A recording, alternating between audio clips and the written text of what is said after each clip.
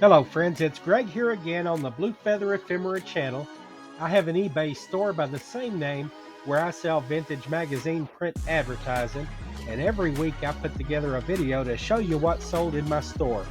This past week I had a great week of sales. I'm eager to show those ads to you. And then, as we always do, I'm going to cover a bonus topic, and this week it's called The Spice of Life. We all know what that is. I'm going to show you how that plays into a successful week of selling ads on eBay. So stay tuned for that. Right now, let's take a look at those ads.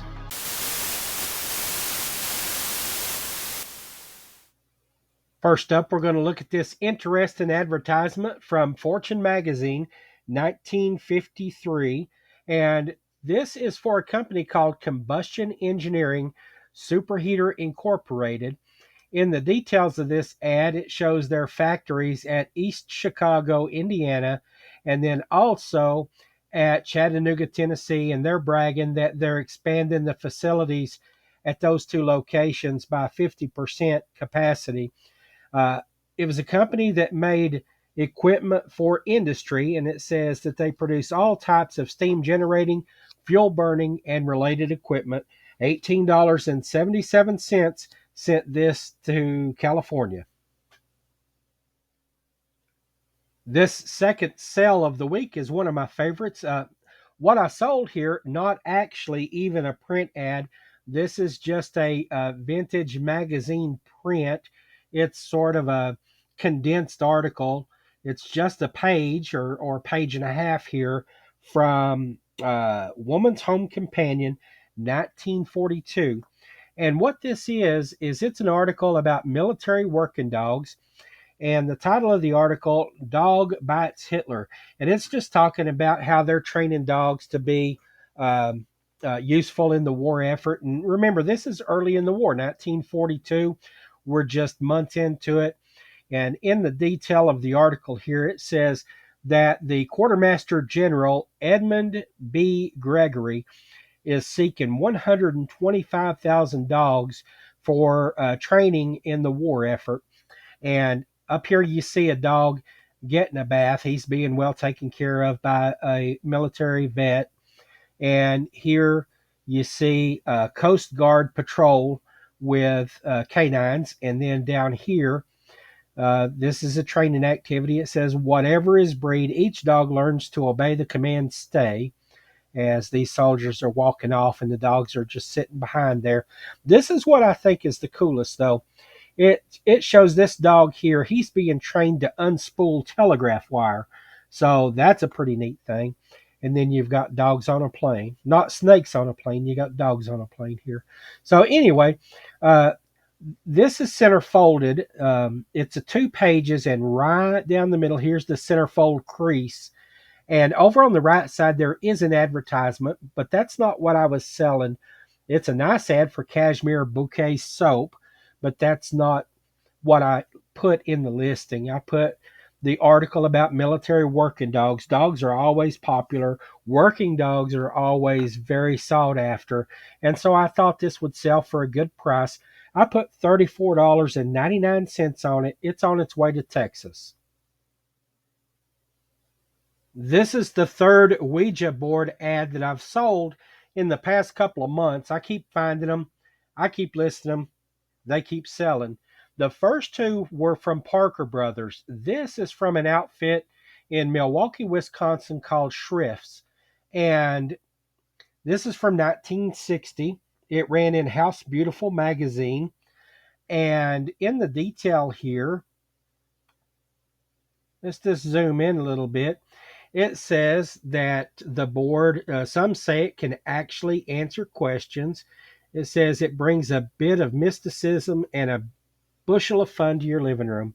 So that's all there is to it. It's a tiny piece of paper. It measures only about 3 inches by 5, and I sold it for $6.77 to Colorado. Here's a nice advertisement from the magazine called The Open Road for Boys. This ran in 1945. The advertiser is the Ford Motor Company, and what they're talking about in the ad is their heavy aircraft Willow Run plant. And in the box here, It says famous Ford first, Willow Run, where mass production has yielded a plane an hour. And I went and I checked that out on Wikipedia. It said at the height of production, they were producing an aircraft every 63 minutes. And uh, from 1942 up until aircraft contracts were canceled in 1945. At that one factory, they built nearly 7,000 B 24 Liberator bombers. And so that's pretty remarkable considering that, in modern times, I think about aircraft that we produce now. And there's a commercial that runs on a radio station that I listen to, and it talks about the Lockheed C-130 aircraft. It's a transport plane, and there are all kinds of different variants of it. They use one variant as a tanker aircraft. There's special operations versions. Some of the C-130s are outfitted to be hurricane hunters. They call them weather birds. There's the regular cargo planes, and then there's the gunships, and all these different variants of the C-130. But where they're produced in Macon, Georgia, they have a commercial running that says that factory can turn out 12 C-130s per year, but if it came down to like a crisis situation and they had to ramp up production, that they could produce as high as 24 aircraft per year. So that's pretty remarkable, from 24 aircraft a day to 12 per year. Well, maximum 24 per year. Granted, airplanes are a lot more complicated than they were 90 years ago, 85 years ago, whatever, how long it's been. But I think that's pretty incredible that this Ford factory at Willow Run was producing one bomber aircraft every hour. This ad sold for $21.77, and it's on its way to Ohio. This advertisement is from one of the two new magazines that I talked about a couple of weeks ago. I'm trying out some computer stuff from the 1970s.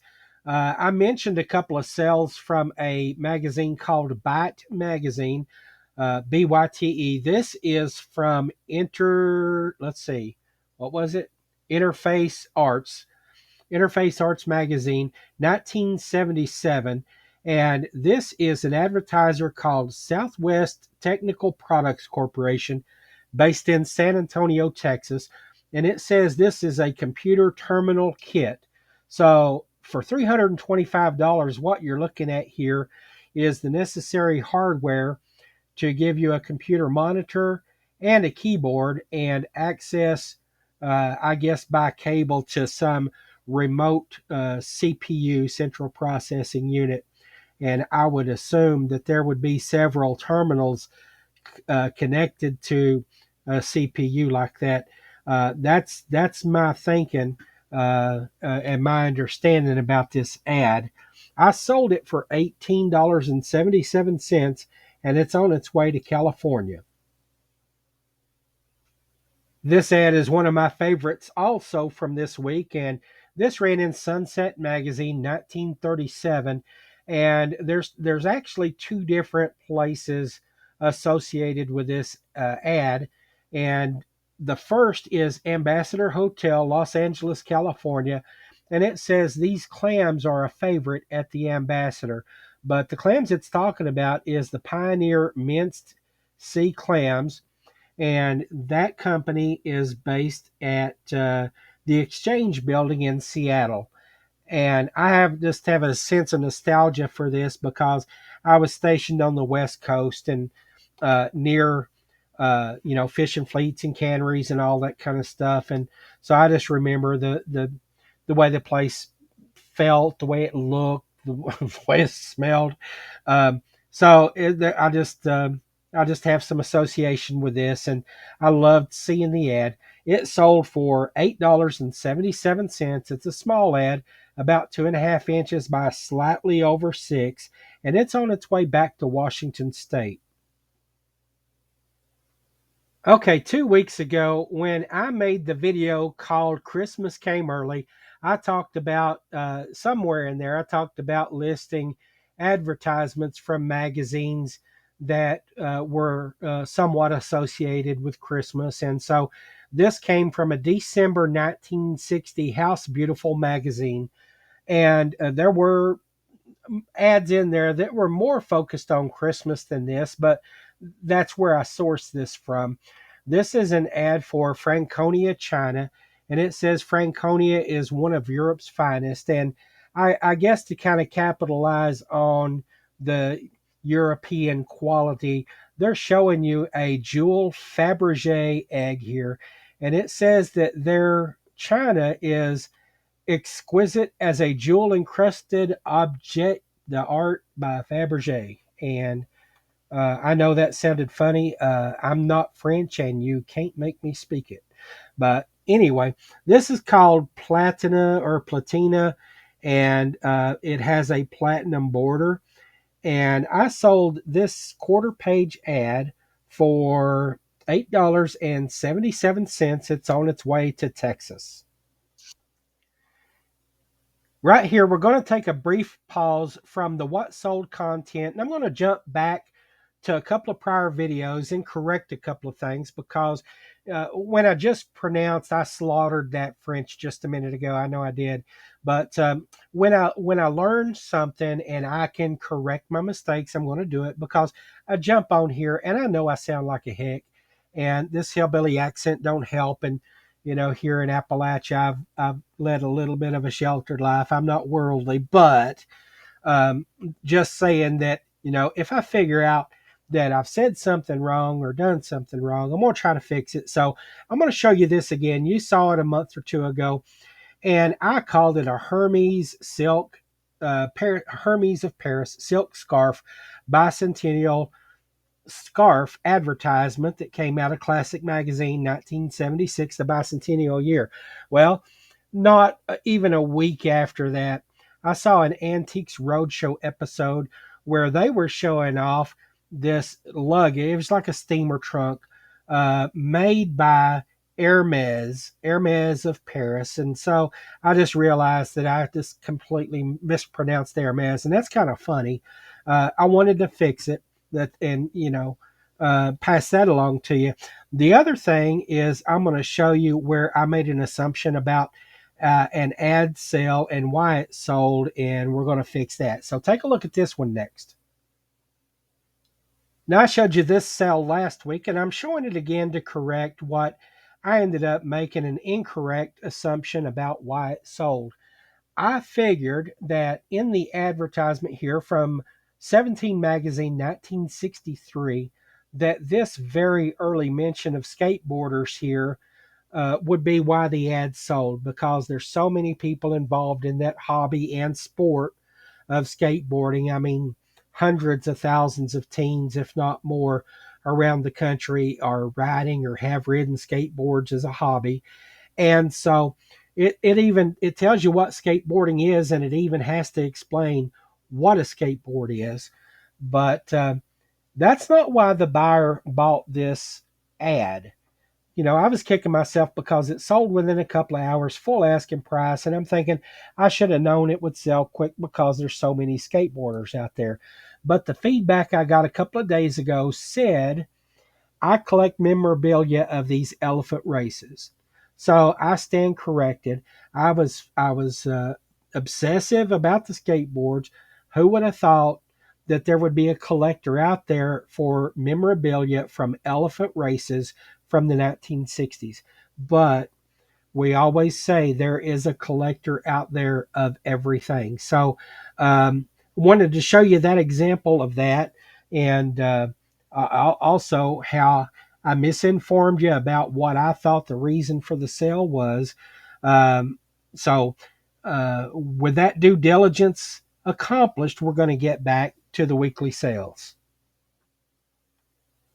Okay, now we're looking at another advertisement from House Beautiful 1960, the very same magazine that the Franconia ad came from that I showed you a few minutes ago, where I told you I was trying to source Christmas themed advertisements. Uh, this one says WMF is the hallmark that makes steel a precious metal, and this is for Fraser's stainless flatware. This is the shadow point pattern. If you'll recall last week, we kind of focused on, it was our bonus topic last week, talking about advertisements for silverware and tableware, flatware, whatever you want to call these utensils, and the various patterns of them. That was our focus last week. And here I sold another one of these Fraser's ads this week. Last week it was the Laurel pattern. This week they're highlighting the Shadow Point pattern. I sold this one also for $8.77. We'll take a little bit closer look at that pattern. Again, very simple, not quite the Scandinavian look of the laurel like I talked about last week, but still a very basic, simple type of pattern. It's elegant in its simplicity, I guess you'd say. Quarter page ad, $8.77, sent it to Florida. Here's a nice ad for Jello. This ran in the Farmer's Wife magazine, 1934, and it's got a nice look. It's a pretty pastel color in the ad here, and it talks about the triple test. It says open the package and sniff it, mix it up in the warm water and smell it again, and then taste it, and you get rich fruit flavors from Jello. On the side of the box here, it's too small to see, but it goes into some detail about the flavors. You might be able to make it out: strawberry, raspberry, cherry, orange, lemon, and lime. Those are the flavors that this box mentions. And it's an odd shape of ad, and for that reason, I priced it lower. I didn't know if anybody would be willing to go for an ad with these strange dimensions. It comes from the bottom of a page and measures roughly about 4 3/4 inches by about 10 1/4 inches. So I only priced it at $6.77, but it's on its way to California. I mentioned earlier that I'm running Christmas specials right now. I'm running them early. That's what the video was about 2 weeks ago. Christmas came early. And one of those deals is buy 3 ads and get a fourth for free. And so a customer took me up on that. They bought 4 different bourbon ads. I'm just going to show them to you quickly. I've sold and showed several Eagle Rare Kentucky straight bourbon whiskey ads. And this has got an eagle and sky, and it's just a nice looking ad. $12.77 on this one. The second bourbon ad is a Jim Beam ad, another Kentucky distillery. This one from Holiday Magazine, 1967. And this is an ad that's identical to one that I sold before. This is promotional. It says, see Sean Connery in You Only Live Twice. It's down here in the corner of this. But it says the taste is distinctive. The man is Sean Connery. The bourbon is Jim Beam. I'm a big Sean Connery fan. Not so much for the Jim Beam, but a real nice ad. $12.77 on this one. This is a little bit fun right here. I've had this ad listed over a year. I'm surprised it didn't sell more quickly. It is 4 Roses frozen into the ice tray. So it's 4 Roses bourbon whiskey. It's not a straight whiskey, it's a blended whiskey, but it's from a Kentucky distiller. It's got a New York address, but it's a Kentucky distillery. And we'll take a quick look at the, these ice cubes. I think that's fun. $16.77 was the price for this, and it ran in Playboy 1967. Here is the fourth of those bourbon ads to that same buyer. These are all going to Indiana, by the way. This ran in Playboy magazine 1967 for I.W. Harper. It's another Kentucky distillery. Turns out all 4 of these are. And it says that this is the only bourbon enjoyed in 110 countries. And so uh, I'll mention here, since we've, all 4 of the ads are bourbons from Kentucky, I've heard it argued that if it's called bourbon and it's not from Kentucky, it's not a true bourbon. That's the same kind of thing as saying that a champagne that's not made in the Champagne region of France is not really champagne. I think there's been court battles about that kind of thing. But anyway, all of these bourbons from Kentucky going to an Indiana buyer. This one for $16.77. Okay, next we've got an advertisement for John Deere. It's a John Deere tractor, a 3020. This is from 1963, and it ran in the Progressive Farmer magazine. Now, this ad totals 5 pages, and I'll be showing you all 5 here. I did want to mention real quick that I'm thrilled when I sell tractor advertisements. I've sold a few. I've got a lot of tractor ads listed, and I price them up because the people that have tractors love their tractors, and I expect good interest in these ads. But I get a lot more watchers and a lot more views and not as many sales associated with them as I would expect. So maybe I've got them overpriced. Maybe I'll make some adjustments there. But for now, this 5 page advertisement sold for $28.77, and I'm happy with that. Let's take a little bit closer look. What I chose to feature as the first page is this 2 page view. Left side, right side, you can see that it is separated in the middle. And then over here is another 2 page view, left side, right side, separated in the middle. And here is the 5th page of that advertisement. Now there's something completely different on the back of one of those pages, and it seems like only one of the 2 page views can be seen, or I should say displayed at one time. And so that's the odd thing about multiple page advertisements. They're usually split between fronts and backs, and you can't display it all at one time. I mean, if I had a 5 page ad that all 5 pages were front sides and could all be displayed together, I'd be charging double and triple for those things. But because of the way they'd have to be mounted and shown, then really they're only getting either a 2 or a 3 page setup that they're going to be able to show all at one time. And so I think that hurts the value a little bit. Still better than single page ads, but of course that depends on what's on the back of the pages. But anyway, this format is looks like 10.5 inches per page width, 13.5 high. That's 1963. Progressive Farmer switched to like an 8.5 by 11 format in the 1970s, but this is back in the time when the pages were still large. So this is a good size advertisement for the buyer. Those 5 pages, again, $28.77. They're on their way to New York. And it just occurred to me that it might be helpful for the viewers if I show how I described that page setup in the item description so that the customer would understand what they're getting. It's pretty simple. When you scroll down to the item description here, I've repeated the title exactly word for word. I do in every listing. And then it says 5 pages on 3 sheets. 2 of the sheets are printed front and back. So that's sufficient for the buyer to understand what they can expect when they open up the envelope and draw these ads out.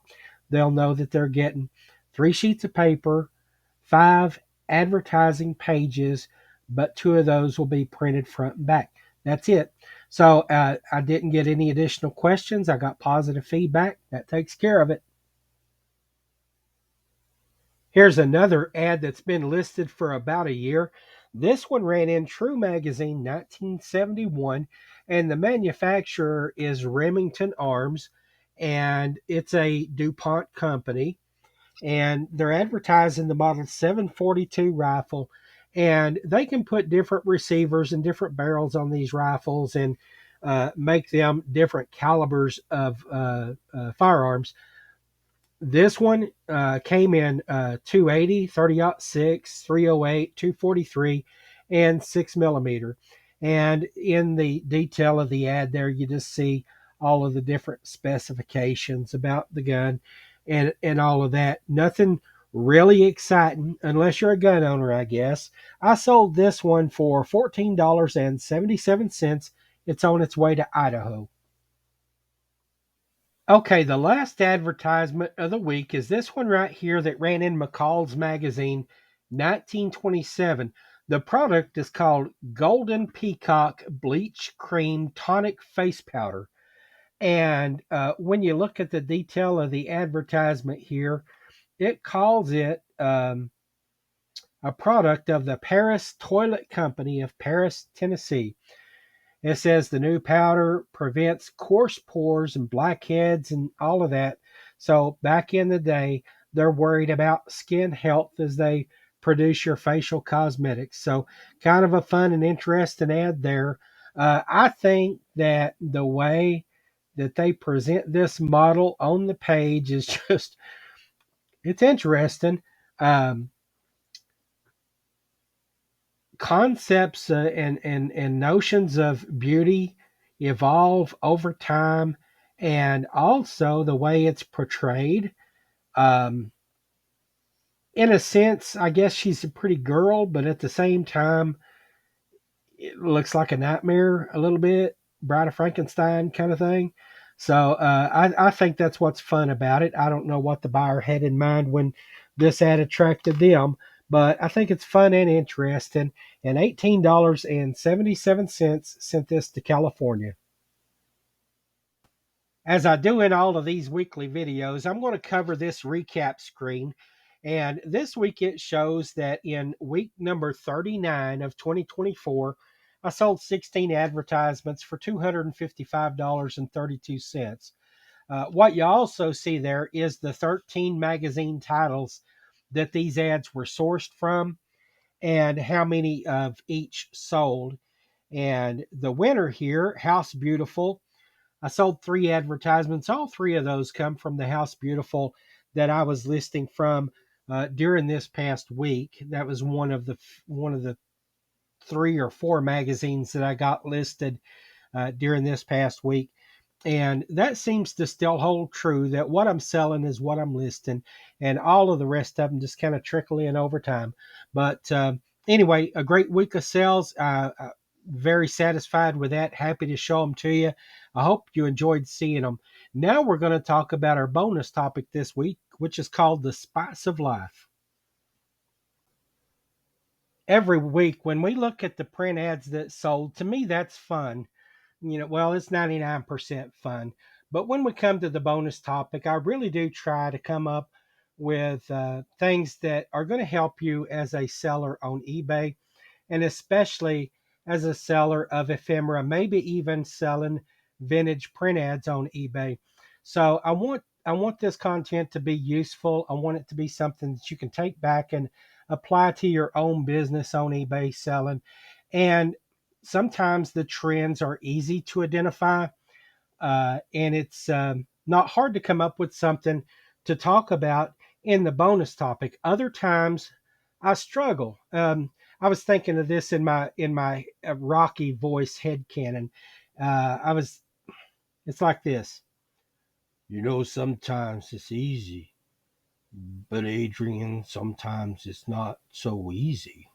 And I know that sounds nothing like Rocky, but anyway, there are times when a trend just doesn't present itself, and I'm not prepared to go into a bunch of data and statistics and stuff like that.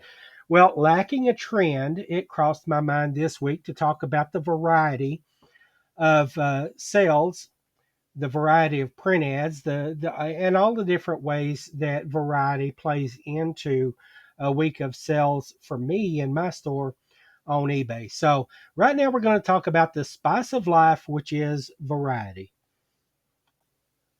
I already mentioned to you that I sold advertisements from 13 different magazine titles this week. But let's take a look at the variety there.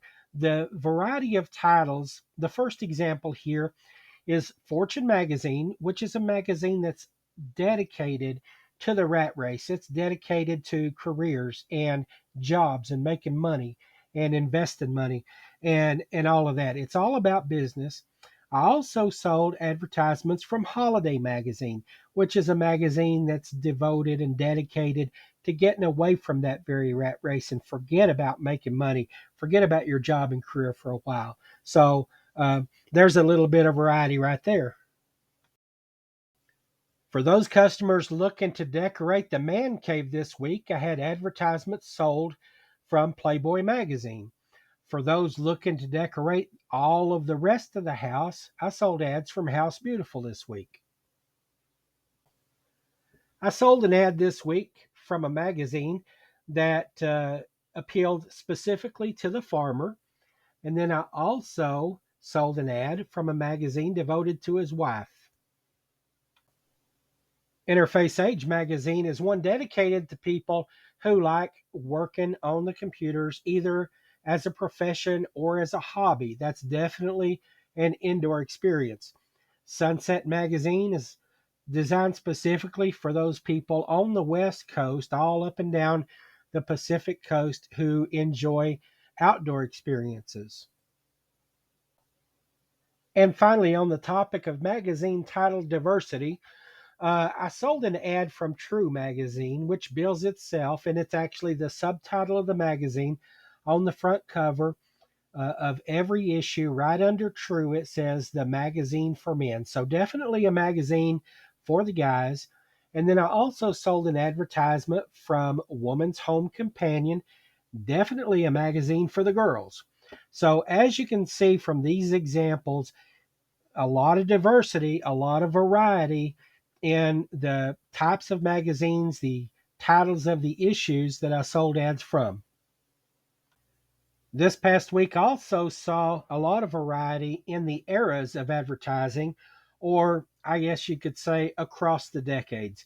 So I sold ads from the 1920s and 30s and 40s and 50s and 60s and 70s and 80s. I've got a few listings up from the 1990s and also two magazines from the early 2000s, but the bulk of my advertisement listings are from those decades that I sold from. I don't have anything earlier than 1920.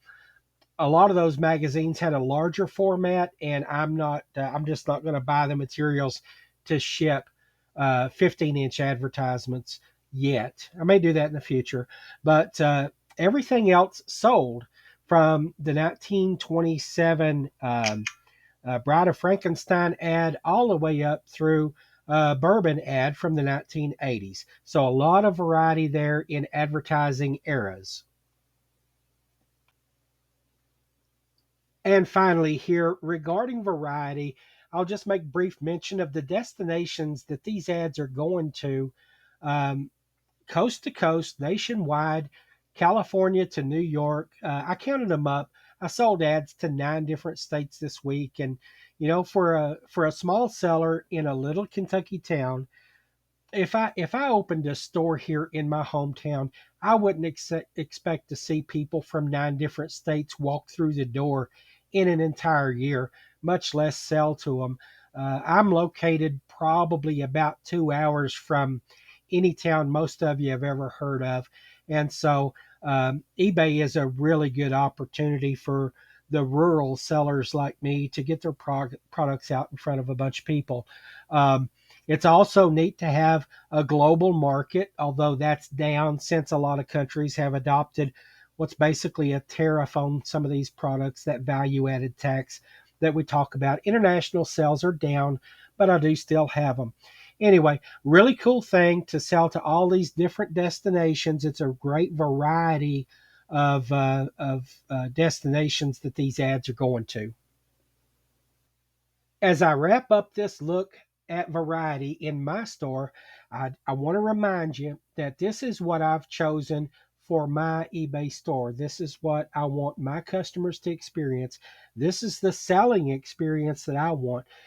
Like I'm fond of saying, this is my idea of success in selling on eBay.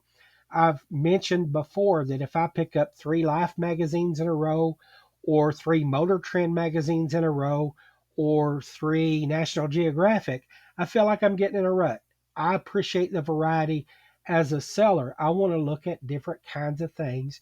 I think there is a certain customer when they want to browse a store, they want to see a variety as well. That's not true for every customer or every seller. I've seen stores that sell vintage print ads specifically geared for the male shopper. It can be cars, uh, liquor, um, rifles, backpacks and sleeping bags, whatever, stuff that the guys are looking for, fishing lures, and that kind of thing. I've seen vintage print ad sellers focus specifically on fashion and beauty and cosmetics and hair care and fingernail polish and everything that women are looking for. I don't want to be that focused. I don't want to be that narrow in the scope of the store. And so what I'm doing is what I want to do, and I'm finding the customer I think that appreciates it because among my variety, they're finding what they're looking for, and I'm registering those sales. So, like I said in videos a while back, that's my definition of success that works for me. Might not work for everybody. That's why everybody don't sell the way I do. The key for you is to find, what you want to do and what works for you. Define your idea of success and go for it. So that's the bonus topic on variety. I hope you enjoyed it. And I hope that you'll come back and spend some time with me next week when we'll talk about something else.